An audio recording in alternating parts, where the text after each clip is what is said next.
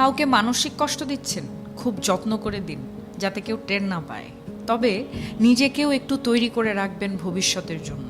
যে কষ্টগুলো কাউকে দিচ্ছেন, দুনিয়াতে তার পুরোটা না হলেও মিনিমাম 1/3 ভোগ তো করেই যেতে হবে আপনাকে। গোলাকার এই পৃথিবীতে আপনার দেয়া কষ্টগুলো ঘুরে ফিরে কিন্তু আপনার কাছে একদিন না একদিন ফেরত আসবে। আপনি নিজেই আত্ম অনুশোচনায় ভুগতে ভুগতে একটা সময় শেষ করে দেবেন নিজেকে, যা হয়তো আপনার সো কল্ড ইগোর জন্য ওই মানুষটার কাছে ক্ষমাও চাইতে পারবেন না। আমাদের সবার মনে রাখা উচিত, মানুষের দীর্ঘশ্বাস খুব খারাপ হয়। সামনে এগোতে গেলে শেকলের মতো পা জড়িয়ে টেনে ধরে। ভালো থাকুক আমাদের চারপাশের মানুষগুলো। ভালোবাসার মানুষ, ঘৃণার মানুষ, কাছের মানুষ, দূরের মানুষ সবাই ভালো থাকুক।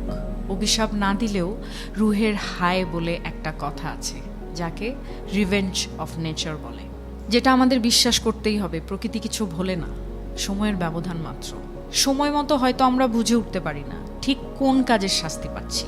কাউকে কষ্ট দিয়ে, অপমান করে, কাউকে কাঁদিয়ে, কাউকে কথা দিয়ে বেমালুম ভুলে যাই আমরা।